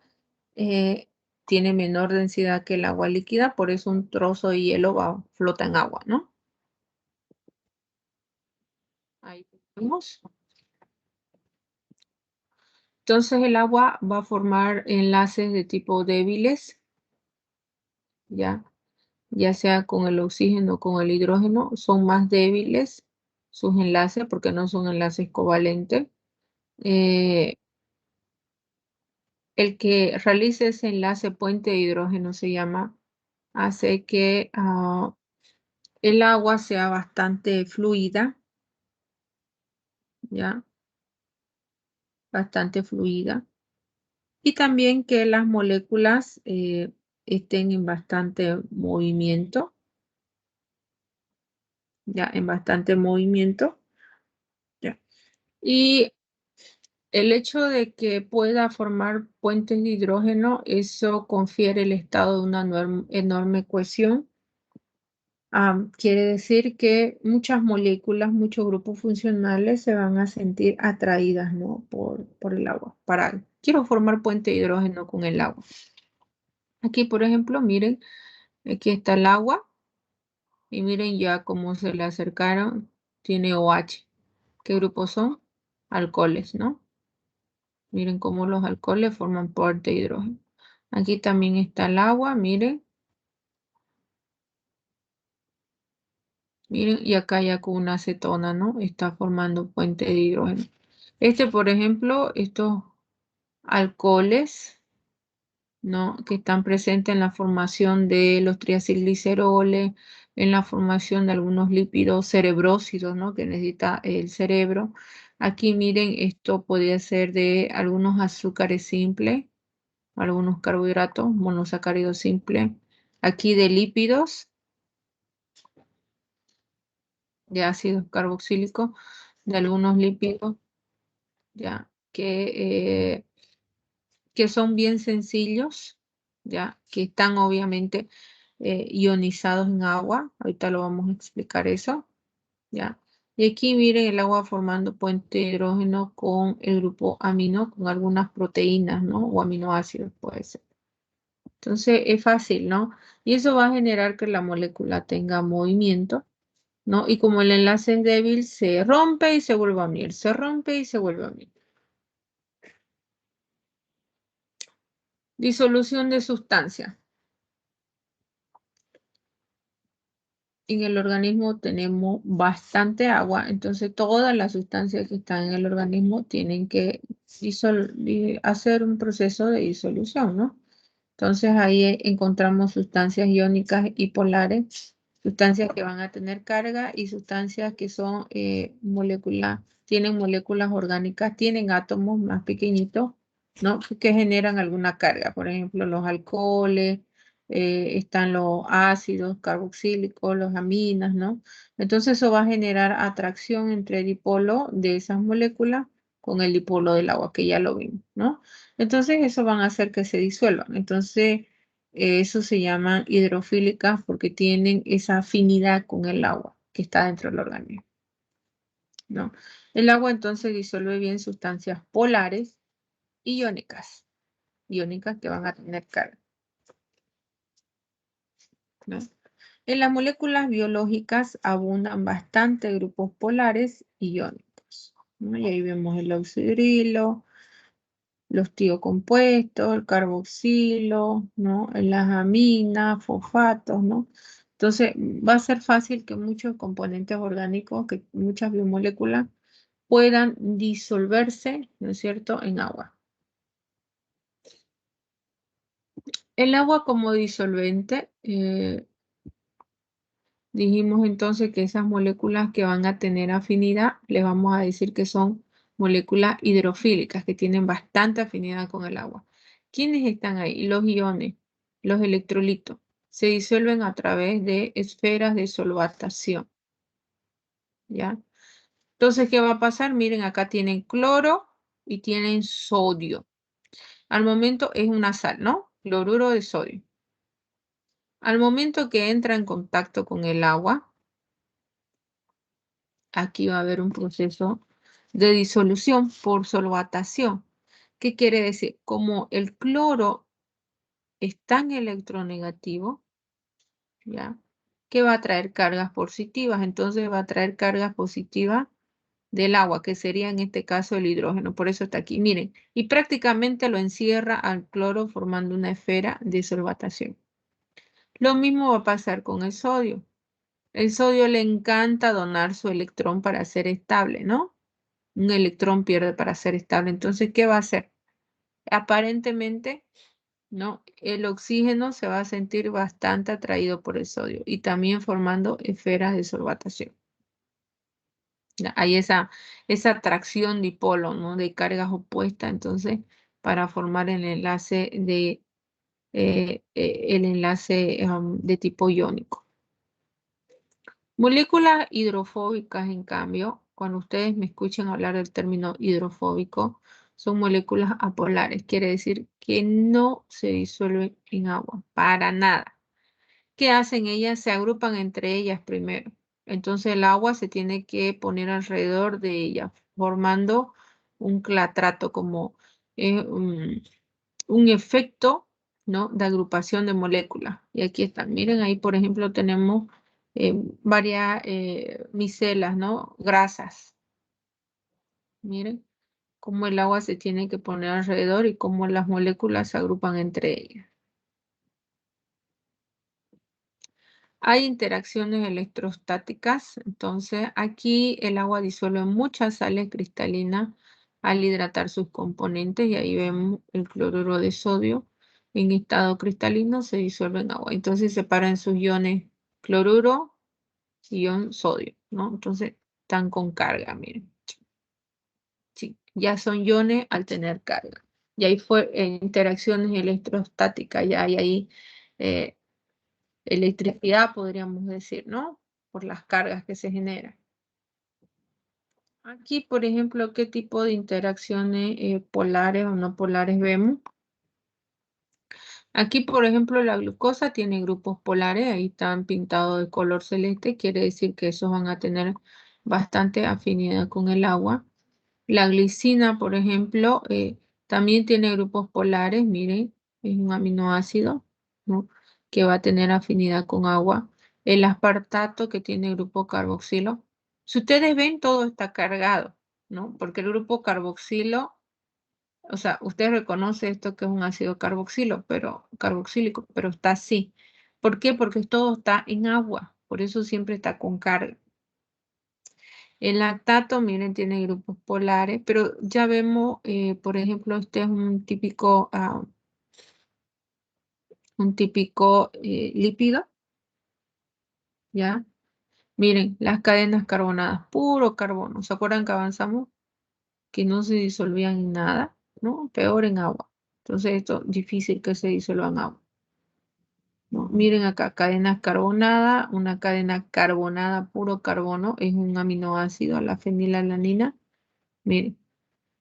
Este aminoácido, bueno, y van a encontrarse moléculas que son anfipáticas. ¿Qué quiere decir? Por ejemplo, aquí tenemos polares que sí, mire, a toda la molécula le gusta el agua. Entonces tiene por dónde unirse. Entonces toda la molécula es polar. Aquí, miren, todas estas son polares. Esta ya es no polar. La cadena es muy larga, miren, no polar. Y esta es anfipática. Quiere decir, mire, tiene grupos que sí les va a gustar el agua. Entonces, cuando ustedes escuchen el término anfipático, quiere decir que tiene una región que es hidrofóbica, o sea, que no le gusta el agua, y otra región que es hidrofílica, que sí tiene afinidad por el agua. La fosfatidilcolina, miren que es un aminoácido es una biomolécula muy importante en lo que se refiere a la parte cerebral. Ya miren, tiene regiones, es también anfipática, hidrofóbica y tiene regiones hidrofílicas.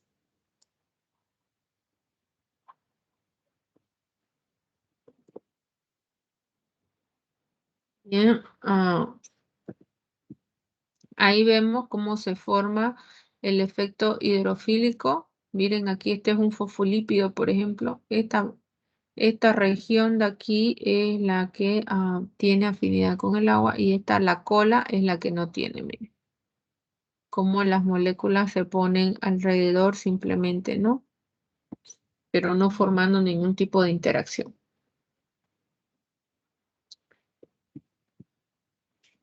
¿Cuáles son las propiedades térmicas del agua? El agua es líquido a temperatura ambiente, eso lo sabemos, ¿no? Va a formar, aquí está, miren, las moléculas de agua y forman enlace, una red de enlace de hidrógeno. Obviamente que en el agua líquida se van a romper y se van a volver a unir. En cambio, en el hielo ya forma una red bien rígida, ¿no? Con el mayor número de enlaces de hidrógeno, oxígeno entre sí. Va a regular las temperaturas en los seres vivos gracias a su elevada capacidad calorífica. ¿Ya? Es muy importante eso como modulador de temperatura. ¿Ya? Entonces, cuando usted hace ejercicio, por ejemplo, cuando usted hace ejercicio, usted empieza a sudar, ¿no es cierto? Usted está desprendiendo calor ahí. Entonces usted no se calienta hasta 40 grados, porque si no tuviera fiebre, lo que hace el agua es empezar a sudar para evitar cualquier cambio de temperatura, ¿no? Porque el cuerpo va a transferir una energía, ¿no? Va a haber un cambio de temperatura, ¿ya? Entonces, el agua cuida bastante eso. El elevado calor de vaporización, entonces eso también me genera un mecanismo de refrigeración, ¿no? ¿Eso para qué? O sea, para que yo no pierda agua, ¿no? Claro que tengo que consumir, pero para que yo también no me congele, para que yo no me cocine también si la temperatura se eleva. Por eso hay gente que vive en el desierto y está tranquila porque esta capacidad de calorífica, de calor de vaporización, modula la temperatura. ¿Ya? Ayuda a que la temperatura normal se mantenga. Ahí tenemos la elevada fuerza de adhesión, ¿ya? Entonces, ¿cómo es importante? Por capilaridad, por ejemplo, el agua puede fluir a, a diferentes lugares, ¿ya? Acuérdense, nosotros nos paramos, por ejemplo, entonces hay una contracorriente, porque imagínense, de los pies hacia arriba todo tiene que fluir. Esto es gracias a su capilaridad y a su fuerza de adhesión, a su fuerza de cohesión. Gracias a esto es que a las moléculas les encanta unirse a ella, ¿no? El enlace puente hidrógeno es capaz de unirse a varias biomoléculas, ¿no? Gracias a la fuerza de cohesión. ¿Qué cuenta dieléctrica? Entonces, el agua, al tener el hidrógeno y el oxígeno, un lado cargado negativo y el otro positivo, hace que sea fácil que se disuelvan compuestos iónicos y compuestos polares, ¿no? Porque se forma esa pequeña carga dieléctrica en el oxígeno y en el hidrógeno. El punto de ebullición, sabemos que el agua es 100 grados centígrados sobre el nivel del mar y el punto de fusión es 0 grados centígrados, ¿no? Que obviamente Ustedes no llevaron, pues, ¿cómo se llama? Propiedades coligativas, ¿no? Por ejemplo, una de No, las una propiedad coligativa es el punto de congelación, ¿no? Por ejemplo, aquí dice el punto de fusión, que es la temperatura que el agua cambia, o sea, se convierte en hielo y 0 grados. No sé si ustedes han visto que cuando así se vende cerveza, por ejemplo, y quieren enfriarla, ponen la cerveza, el hielo y le riegan sal. ¿Han visto eso? sí, doctora. ¿No ves? ¿Qué pasa? Cuando el agua es pura, es que se congela a 0 grados centígrados. Pero ya si yo le pongo un soluto, por ejemplo, le pongo sal, ya estoy disminuyendo la propiedad coligativa. ¿Qué quiere decir? Que va a durar más tiempo en estado sólido. Ya su punto de congelación no va a ser 0 grados, puede ser hasta -2, -3, ¿no? Entonces, yo puedo jugar con este punto de congelación. Lo mismo pasa con el punto de ebullición, les cuento. En vez de hervir a 100, hierve a 102, 103, si hay un soluto presente, dependiendo qué soluto es. Propiedades biológicas: es un gran disolvente de sustancias tóxicas, de compuestos bipolares, de moléculas biológicas, incluso con lípidos. No es que se va a disolver, pero sí va a formar, ¿no? Micelas. Reactivo, entonces, en todas las reacciones biológicas van a ver, ¿no?, que el agua va a entrar como un reactivo óxido, formando reacciones óxido-redox, ¿no?, para ya sea hacer una hidrólisis, una hidratación, una deshidrogenación, ya van a ver. Permite la difusión, gracias al agua, se transporta prácticamente muchas sustancias ya en el organismo. Termorregulador: gracias a él, al agua, nuestra temperatura está regulada desde el momento que estamos, por ejemplo, entrando a hacer una actividad física muy, muy grande, digamos, ¿no? Entonces, nos cuida en diferentes ambientes térmicos, ¿no? O si me voy, qué sé yo, a Illimani, me abrigo todo, pero el agua va a regular mi temperatura interna, no me voy a congelar, ¿no? Bueno, en las plantas interviene en la parte de mantenimiento de la estructura celular. ¿Cuáles son sus funciones? Primero, de soporte. El agua es el soporte porque es el medio donde todas las reacciones bioquímicas se realizan. Todas las reacciones. Es un amortiguador, entonces me cuida, obviamente, de los cambios de temperatura, ¿no? Sirve de transporte de sustancias. Va a transportar proteínas, va a transportar iones. Es un excelente lubricante, amortigua el roce entre órganos, ¿no? Imagínense si no hubiera un lubricante ahí. Mi hígado estuviera ahí, mi corazón, mis pulmones estuvieran ahí entre ellos dos ahí en una fricción, ¿no? Es un gran lubricante entre órganos y órganos. Favorece la circulación, la turgencia, ya, ¿no? Que algunas células puedan llenarse de agua. La turgencia en el caso de tejido, por ejemplo, vegetal, ¿no? Que estén las células vegetales bien hinchaditas, bien bonitas, ¿ya? Flexibilidad y elasticidad de los tejidos, por eso es importante consumir 2 litros de agua, ¿no? Obviamente que es lo normal. Interviene como un reactivo, eso ya dijimos, en bastantes reacciones. ¿Ya? Bien, vamos a quedar ahí hasta en las funciones. Aquí quedé, lo voy a poner. Ya. Bien.